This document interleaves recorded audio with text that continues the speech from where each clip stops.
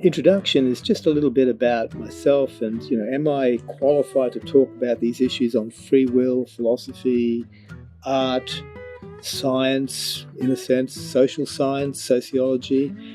And this is a bit of a backdrop of what I've done. Around the 80s, I completed a degree in horticulture and tree surgery. So that was a sort of sciencey part. Then at the turn of the century, I decided to embark on a philosophy major, anthropology of religion and linguistics. So that was kind of more into the humanities. Kind of qualifies me to at least have an opinion, an educated opinion. Maybe I don't sort of,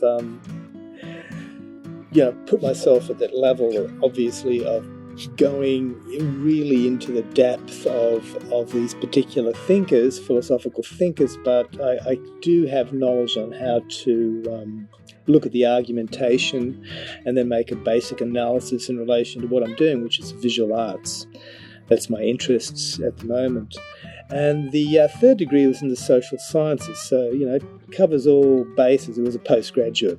So in that area I was very much interested in anthropology, sociology, psychology, and political science. International relations was, a real way that segued me further into the visual arts, where I could see a correlation between the two, where I could, bootstrap them together.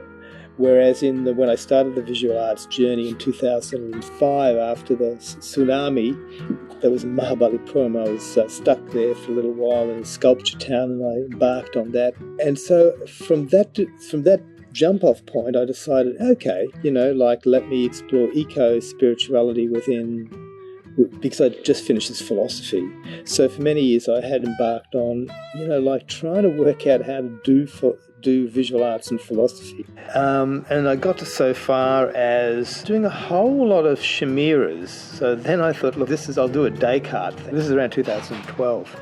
But it was only after completing that, doing some serious readings in subaltern identities, that I decided, I can do something more interesting in that relation, in the political science, sort of that edginess. And then in 2016, I embarked on a trip to Ubud, Indonesia, Bali, and I purchased a whole lot of trinkets, and then I started to implant them into some of the artworks as a way of looking at trade and international relations. So that really segued me into, serious political science-ish, serious international relations and the visual arts.